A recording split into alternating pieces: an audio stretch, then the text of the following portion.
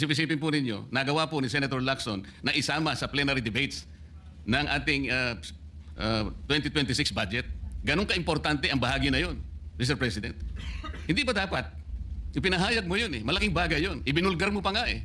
There are 2 public officials I will reveal that this may be morning. pursued as the Ganun path lang. forward toward the eventual conclusion of the hearings. As to the other matters raised under the rules of the Blue Ribbon, the chairman serves as the chief executive officer of the committee and, as such, exercises broad discretion over matters pending before it, including the invitation of witnesses.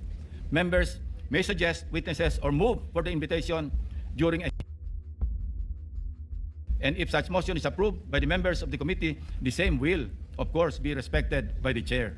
Pang-anim, sa kawalang kamatayang i-give up ang KIG remark na umabot din sa isang full privilege speech upang ipangalandakan na ako ay nasa likod ng pag-splice ng kanyang video upang siya ay siraan.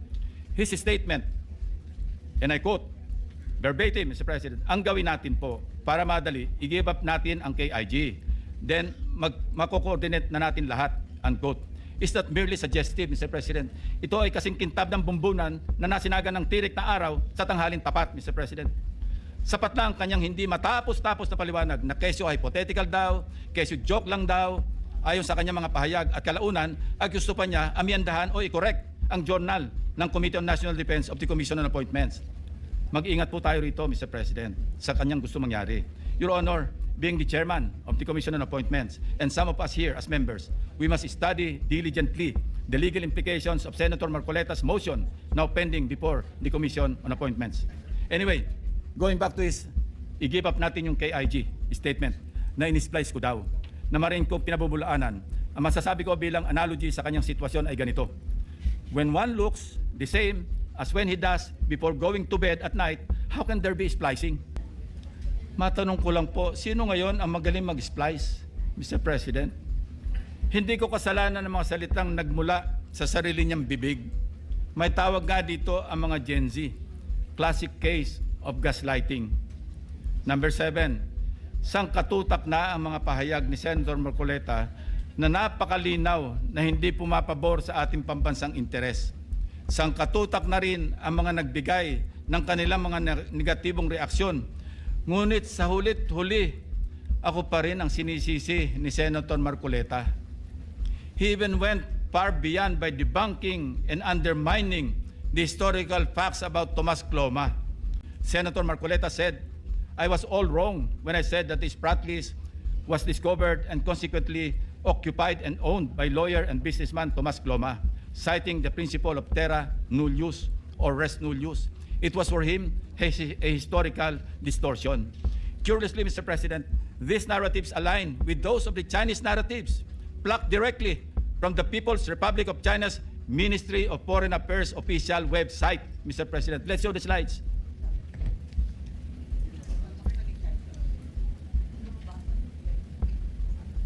Ayan po, kita-kita natin. Kung anong sinabi ng website ng Ministry of Foreign Affairs ng People's Republic of China, yan din ang kanyang sinasabi. Now, Senator Marcoleta speaks of a pattern that he himself built in his head to discredit this representation. But if we backtrack the events that transpired in the past several months, one thing is crystal clear. When cornered by the fault of his own doing, he employs a diversionary maneuver, pathetically stretching the conversation, no matter how illogical, until people get drained and tired.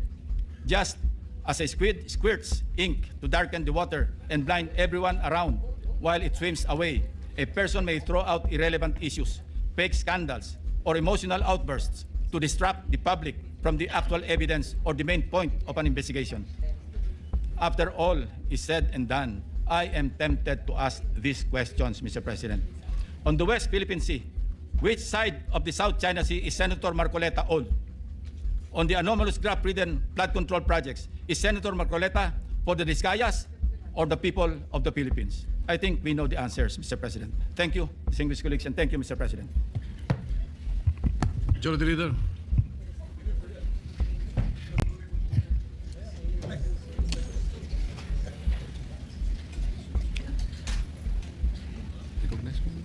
Majority Leader, are you Is it an interpellation, Your Honor? I'd like to ask the gentleman from Pampanga, Tarlac, is he standing up to wish to interpolate the Senator Marcoleta, what is the gentleman pleasure? from Cavite?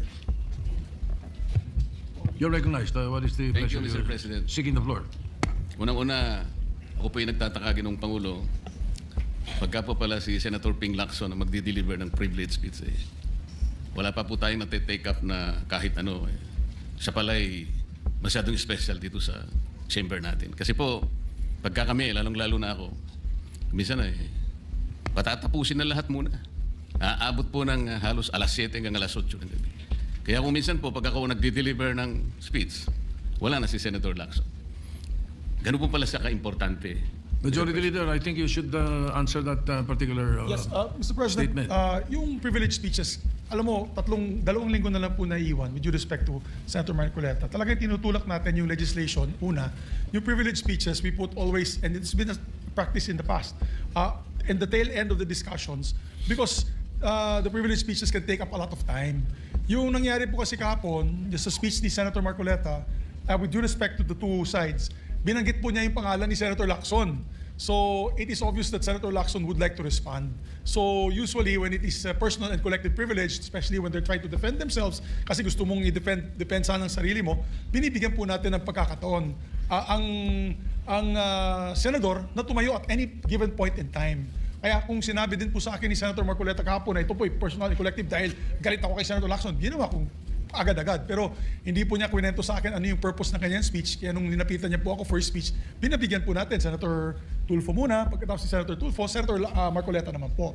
Pero yung laman po ng speech ni Senator Marcoleta ay binabanatan isang membro ng Senado. Obviously, that member of the Senate will stand and defend themselves. We have to give them priority. It goes for any member of the Senate, Mr. President. We will give the privilege to any member of the Senate.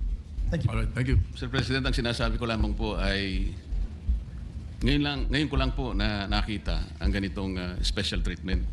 Hindi ko naman sinasabi, Mr. President, na lahat ay ganito. Kasi po yung yung una pa po bago ito, Mr. President, naalala ko, tinapos muna lahat po ng bisita, pati po yung mga galing sa Southeast Asian Games. At kahuli-hulian nga po, inabot po ako ng alas 8 ng gabi. Yun lamang po. Ngunit gusto ko po makapagtanong sana sa ating ginagalang na Senador Ping Lacson kung siya po ay papayag. My pleasure, Mr. President. Hindi ko po alam, Mr. President, Your Honor, kung paano ko, saan ako mag-uumpisa sapagkat hindi ako ang subject matter ng aking diniliver ng privilege speech kahapon. Kaya kung sagutin at iisa-isain sa inyo, ngunit ang nangyari, parang ad hominem ang nangyari. Sa akin po, natutukoy lahat ang inyong privilege speech ngayon, samantalang ang inaasahan ko ay sasagutin nyo yung privilege speech kahapon. Kasi kung ganun pong mangyayari, Mr. President, malilihis na naman po tayo sa inaasahan ng ating mga mamamayan. Dito lilitaw ngayon ang nauna pong mga patakarang nakita ko sapagkat kailanman hindi natin makakalimutan at huwag natin kalimutan na talaga pong nilimas po ang Kabangbayan. Yun na po yung gusto nating pag-usapan dito. Kung sasagutin ko po ng isa-isa ang ibinibintang po ninyo sa akin, maliliis na naman po ang pinag-uusapan na kailangan na po ng taong bayan na malaman na po ang katotohanan. Sino po ang may pakana? Sino po ang mga mastermind sa nangyaring nakawan sa ating Kabangbayan? Ito po ay hindi pangkaraniwang pagnanakawan, Ginoong Pangulo. Yun po ba ang gusto niyong mangyari, Ginoong Ping Lacson? Negative po. Siguradong hindi po yun.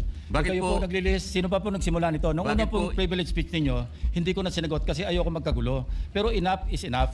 Kahapon, nanonood ako sa aking opisina, gusto kong bumaba, kaya lang malalim na ang gabi at ayoko maabala yung trabaho sa Senado.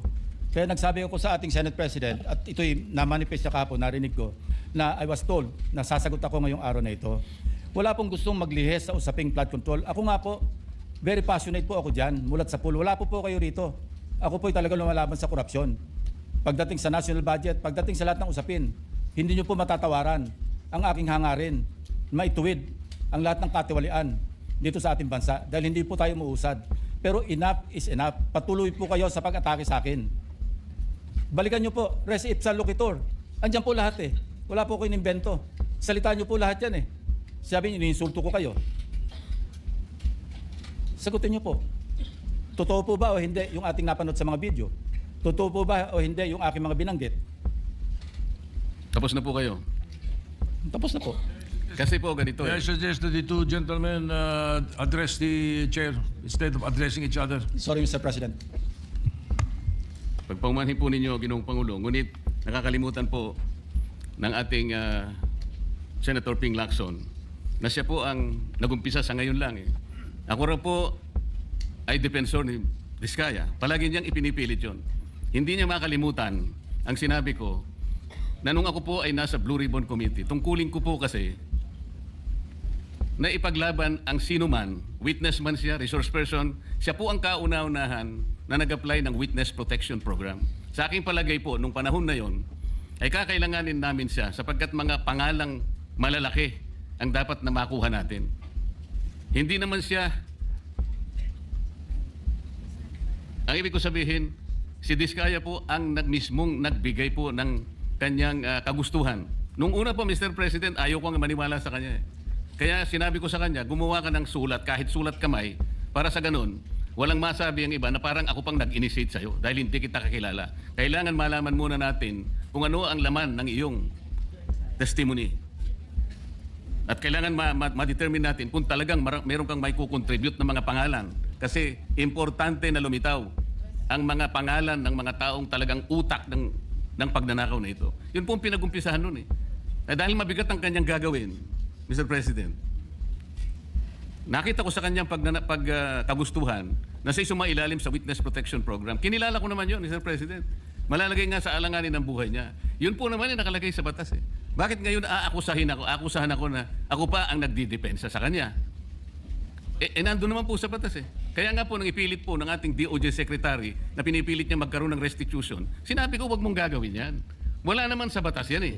Ipipilit ninyo sa pamagitan ng memorandum ninyo na kahit wala sa batas para siya maging katanggap-tanggap na Witness Protection Program witness, ay gagawin niyong mag-restitute siya. Wala po sa batas yun, Mr. President. Yun po yung nilalaban ko. Kung napagkamalan niya na dinidepensahan ko, hindi po pwede yung ganun, Mr. President. So ngayon, hanggang ngayon, pati ba naman ng asawa ko na independent director, kakalantariin pa rito. Saan ba natin pag-uumpisa ng pag-uusap na ito? Pagkatapos, ipipilit na naman ninyo yung Kalayaan Island Group. Ano po ba patakaran dito, Mr. President? Ginoong Lacson? Kailangan bang samot-samot ang gagawin mo para sa isang privilege speech? Kayo po'y matagal na sa Senado. Alam ko po, kabisado nyo yung patakaran dito. Ang isang privilege speech nakatutok lang sa isang subject matter. Pero ang gagawin po ninyong samot-samot ito at pagkatapos ay mag-uumpisa kayo na parabang ang nilalaman ng privilege speech ninyo eh puro ad hominem. Wala po tayong matatapos dito. Ang hangarin po natin dito ay yung subject matter na pinipilit natin sapagkat ito po ang inihintay ng taong bayan. Kung sasagutin ko po ng isa-isa at ang iba po sinagot ko na, ay lalayo po tayo. Ang akin pong tinatanong sa aking privilege speech kahapon ay bakit parang hindi ninyo pinagbigyan ang ibang mga tao na napakarami nilang dapat sabihin para sa ganun malaman natin ang katotohanan. Kayo po ang nagsabi, Senator Lacson, Sir President, napupuntahan natin lahat ng lugar na kung saan ang ebidensya. Hindi po ba kayo po ay nagpahayag noon dito sa plenaryo, Mr. President, Senator Lacson, na sinabi nyo na ang presidente ay name drop ni Yusek Bersamin. Hindi ko man lang po nakita yung kanyang katauhan na ipinatawag nyo dito. Samantalang napakalaki ng dapat niyang ipaliwanag sapagkat kayo po ang nagsabi sa pamamagitan ng pagtitiwala ninyo sa ibinigay na testimony ni Yusek Bernardo na niname drop niya ang presidente. 100 billion pesos po pinag-uusapan dito na kung saan ang porsyentong tinanggap nila sang-ayon din sa inyong pagpapahayag ay 8 billion pesos. Nagtataka po kami, ang taong bayan, hindi nyo man lang pinatawag si Yusek Bersamin. Nagtataka din po ako. Alam po ninyo ito. Nakiusap, nagpresenta si ex-Governor Chavit Singson. At iminungkahi ko po sa inyo. At ang sabi nyo, sige po, sa susunod na pagdinig natin, ay iimbitahan natin siya. Sapagkat marami raw siyang gustong ibahagi sa ating pagdinig tungkol sa mga project sa Ilocos. Ngunit hindi po nyo tinawag. Yun po yung pinagtataka. Ito po yung gusto ko sanang sagutin ninyo. Sa akin po, wala nang kwenta kahit na ako'y patutsadahan ninyo na ganito ako, ganito kami, ganyan. Hindi na po mahalaga sa akin yun eh. Ang mahalaga po, Mr. President, ang taong bayan ngayon na naghihintay ng kasagutan sa maraming katanungan nila kung magagawa pa natin na buklatin lahat ang dapat buklatin. Kilalanin kung sino dapat kilalanin. Ang gusto ko pa po sana, Mr. President, sana sagutin po ninyo, Senator Lacson. May I respond, Mr. President? May I respond, Mr. President? Yes, please, go ahead. Mr. President, Your Honor, have you read the partial committee report? Ganito po ang nangyari, Mr. No, have you read President. the partial committee report? That is my question, Mr. President. Binasa ko po, ngunit hindi ko po magawan ng paraan kung paano ko po itatrato. Kasi kahit na po ganun ang nangyari, tiningnan ko po eh. Kaya lang, sabi ko sa mga staff ko, nung mag-meeting kami, bakit ka ako wala man lang pirma ito? Ito po italiwas po sa inyong ipinahayag kahapon. Sinabi nyo rito, If I may be natanggap allowed, ko. Mr. President.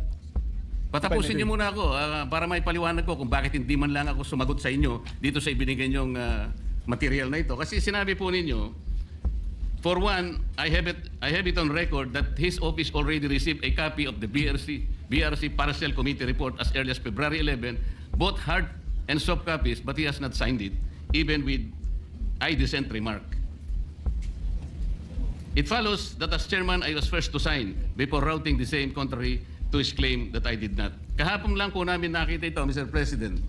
Pero hawak ko po dito yung pinrint naming kopya na nakuha lang namin sa isang link sa PDF document. Kami lang po nagprint nun. Wala pong pirma. Mr. President, we assume that it came from the office of Senator Lacson or probably from the Blue Ribbon Committee. I would not assume otherwise. So sabi ko, kung walang pirma ito, wala man lang covering letter, ano bang gagawin namin dito? Gagawin ba nating banderitas ito? Ganun po ba yung pagbibigay ng isang importanteng dokumento? Kung inaakala po yung importante ito, bakit wala naman pong pirma man lang? Sa akin So palagay, hindi po ganun ang pagtrato sa amin bilang miyembro ng Blue Ribbon Committee. Dapat man lang sana, kahit na initial nyo lang po at meron siguro kayong instruction doon, anong gagawin namin dito? Now, before Senator Lacson responds, will you answer the question? Did you read it or not? That was the question. Yes, Mr. President. You read it. Okay, Senator Lacson, go ahead. Yes, Mr. President. I mentioned it in my privilege speech. Binigyan po natin ng tikit-tigas ng kopya na may watermark ng kanilang opisina. Una, nagkaroon po tayo ng isang masamang experience na nag-leak yung nauna ng ni-route na committee report. So naisip namin, para matunto natin kung saan opisina manggagaling ang leak, bigyan natin ng tikit-tigas ng kopya. Hindi po talaga pipirmahan yun kasi advance copy po yun eh. Nasabihan po namin ang kanilang mga staff na kapag ready na sila na pumirma at nabasa nila, hudyatan nila kami, ipapadala namin yung physical or yung hard copy. Nandun po yung signature page, nakapirma po ako doon. Hindi ko po pwedeng ikalat yun nang wala akong pirma kasi ako yung chairman. Hindi niyo po narinig yung aking paliwanag sa aking privilege speech na talagang walang pirma yung aming ikinalat sa bawat miyembro. Dahil yon para lang mapabilis kasi 400 pages po, alam ko magtatagal mabasa. So para simultaneously, isipin niyo po Mr. President, kung isang kopya lamang yon na aking igagala sa 17 o 20 miyembro ng Blue Ribbon Committee, isang taon po baka hindi pa tapos mabasa. So gumawa kami ng nag-devise po kami ng isang pamamaraan para simultaneously, sabay-sabay nila mabasa with the advice to their staff na kapag nabasa na at ready ng pumirma, sabihan kami, dadali namin yung kopya na mayroong signature page at sa kanila pipirmahan. Katunayan kahapon po si Senator Bam Aquino. Binigyan namin sa kanya yung may signature page at pumirma siya. Hindi po matatapos kung yung 467 yata na pages, iisa-isahin namin iikot. Mahirap po. Gumawa na nga kami ng paraan para matakil na sa floor, ma-defend ko, at makapag forward tayo na tulad ng binanggit ko sa aking privilege speech, simula na tayo uli ng mga panibagong pagdinig. Ngayon, sinabi po ni Senator Marcoleta na bakit hindi inimbitahan si Undersecretary Bersamin. Kaya ko po tinanong, kung nabasa niya na yung report, kung meron po siya may ipakita sa akin doon sa committee report o doon sa TSN, doon sa minutes ng pagdinig na nabanggit ang pangalan ni Undersecretary Bersamin. Bukas na bukas din po, o bigyan natin 3-day notice rule. Tatawag po ako ng pagdinig, ipapatawag natin si Undersecretary Bersamin. Ang binabanggit niya po yung aking interpellation sa DBCC na kung saan si Undersecretary Bernardo gumawa ng personal na sulat kay Pangulong Bongbong Marcos. At sinasabi niya doon na ito yung mga personalidad na alam niya, na naalala niya na merong allocable at kung ano-ano pa. Wala po sa Blue Ribbon Committee minutes yun. Sa labas po yan sa plenaryo, sa DBCC, sa National Budget Deliberation. So kung may papakita po sa akin ng ating kasamahan, Senator Marcoleta, na mayroong isang mention sa affidavit o sa salaysay ni Undersecretary Bernardo na binanggit si Undersecretary Bersamin. Eh di tumawag po tayo ng pagdinig at mag-motion siya na ipatawag kung sino man ang gusto niya ipatawag. Ngayon si Governor Chavit Singson, wala naman pong paliwanag. Ano po yung ite-testify? Konektado po ba sa issue at hand, which is the flood control projects? Kung konektado po, sana sumulat po siya sa chairman at sinabi niya, ito yung lalamanin ng ite-testify o ito yung naka-attach yung draft affidavit ni Governor Chavit Singson. Sino naman ako para tumanggi na ipatawag kung sino man yung resource person? Eh nagpadala nga siya ng surprise witness, siya lang nakakaalam eh. Hindi ko po inawat eh. At Mr. President, sandali po, hindi pa ako tapos. At nung hinanap kong pilit, pinagtanong ko yung mga addresses, lahat ng mga kakilala ni Gutesa. At inalam po namin sa pamamagitan ng CCTV footage, baka naman merong sumalubong o merong kasama na pwede natin matunton kung nasaan si Gutesa. Ganun po kasi ang aking pagnanais na talagang get to the bottom of this issue. Pero bigla po nawala eh. Ano po magagawa ko? Mr. President, wala nga pong nakasulat dun sa transcript tungkol nga po dun sa binanggit niya sa plenary na pangalang Adrian Bersamin. Eh paano nga pong mababanggit doon, Mr. President? Hindi nga niya pinatawag eh. Samantalang dapat niyang ipatawag. Siya mismo ang nag-highlight. Isip-isipin po ninyo, nagawa po ni Senator Lacson na isama sa plenary debates ng ating 2026 budget. Ganun ka-importante ang bahagi na yun, Mr. President. Hindi ba dapat ipinahayag mo yun eh. Malaking bagay yun. Ibinulgar mo pa nga eh. There are 2 public officials I will reveal this morning. Ganun lang. Ba't hindi mo pinatawag? Kung pinatawag mo yun, malinaw na malinaw, nalagay sana sa transcript. Ganun lang naman ang ibig sabihin eh. Sa mga katwid, iniwasan po, Mr. President, para hindi malagay sa transcript. Pagkatapos ikakatwiran po ninyo, eh kung nasa transcript, di sana, pinatawag ko. Baliktad po ang ginawa ninyo, Mr. President. Katulad din po sa 30, Nara Street sa South Forbes. Ilan po yung binanggit ng mga tao doon? Hindi ko po sinasabing totoo yun, pero for purposes of the inquiry and investigation, kung talagang ganun, kalawak ang inyong pananaw. Dahil pati nga po yung pagpunta ni Gutesa, pati CCTV po pinakita ninyo. And dami po sana ng pagkakataon na nakita sana lahat ng mga binanggit ni Saldico na mga ginamit na sasakyan. Makikita doon sa pagitan ng alas 9 hanggang alas 10 ng umaga. Tawagin natin yung kung sino man yung security agency doon. Pero hindi po ninyo ginawa eh. Pero sasabihin po natin, you wanted to emphasize one point. Kung nasaan ang ebidensya, ay talagang pupuntahan natin. Kayo po ang inconsistent eh. Pagkatapos ako sasabihin ninyong inconsistent. Ang dami po eh. Nakiusap ako na, sabi nga natin, ang dami pong tumuturo sa pangalan ni Martin Romualdez. Inimbita po ninyo, hindi dumating. Nakiusap ako, naimbitahan uli. Ang sabi po ninyo sa pamagitan ng inyong interview, ay kung pupunta siya rito, welcome. Kung hindi siya pupunta, wala tayong magagawa because of inter-parliamentary courtesy. Mr. President, hindi po karaniwang pagnanakaw ang nangyari sa kasaysayan ng ating bansa.